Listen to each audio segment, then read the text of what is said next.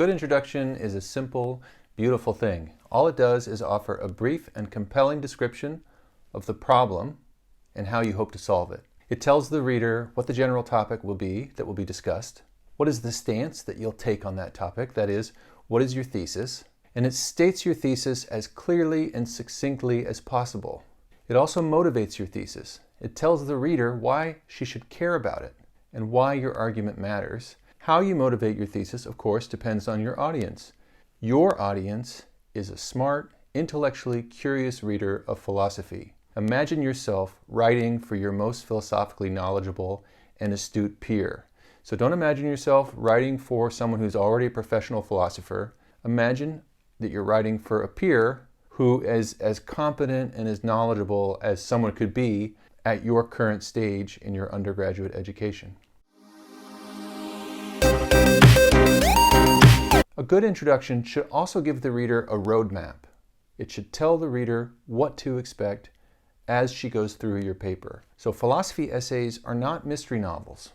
In a few short sentences, your introduction should explain what you plan to do in each section of the paper. Your roadmap, however, should only describe the major moves of the paper. You don't actually make the argument. And that's very important. That's what the paper is for. So the introduction is just to introduce very briefly and in a compelling way the topic of the paper, your thesis, and a kind of roadmap of what the reader can expect as she goes through your paper. But that roadmap is just a description. It's not a miniature version of the argument itself.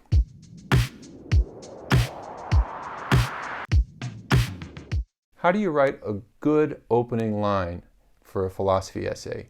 Well, first of all, you never use vague or overly general sentences like this one. Plato is a very famous philosopher who raised many important questions. Everyone in the world knows that. Don't just assert something that is banal common knowledge. Here's an even worse opening sentence. Since time immemorial, mankind has reflected on the importance of reflection. That is just completely banal, and it doesn't convey any new information to the reader. Also, it uses a hackneyed expression, time immemorial, and it refers to humankind as mankind, which is not really common usage anymore.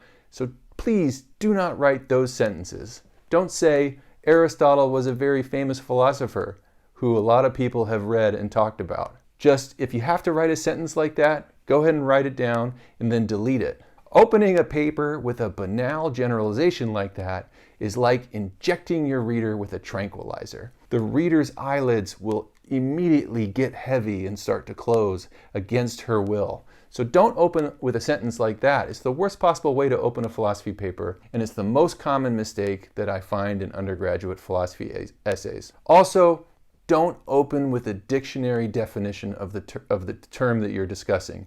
Don't say, according to the Oxford English Dictionary, vice means such and such. There might have been a point in history when that was a cool way to open an essay, but it has been so overused that it is now just as banal as saying Plato was a very famous philosopher who had a lot of good ideas. So don't do it. Instead of vague generalities, your opening line should get straight to the issue, as if you were entering into a live debate. So you wouldn't walk into a conversation and say, hey, what are you guys talking about? Self-consciousness? Well, humankind has been thinking about self-consciousness for a very long... You wouldn't do that. So imagine yourself entering into an ongoing conversation, and instead of some banal generality, try opening with something punchy that gets your reader's attention. So the idea is to get your reader thinking along with you right from the start.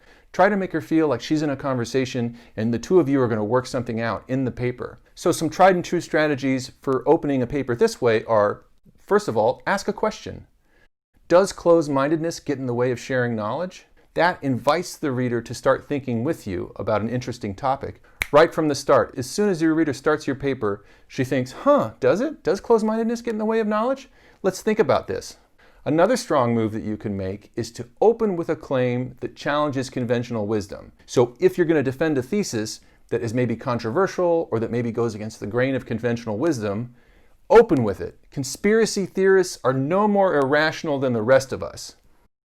What? Your reader is going to think, oh, that's interesting. So the reader wakes up and it makes her want to engage with you. She thinks, hold on a minute.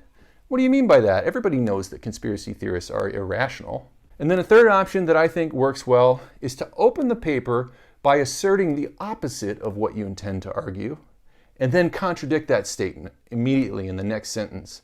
So, for example, you might write as a first sentence, Weist epistemologists argue that we can make sense of many catastrophic political events by focusing on epistemically vicious political actors.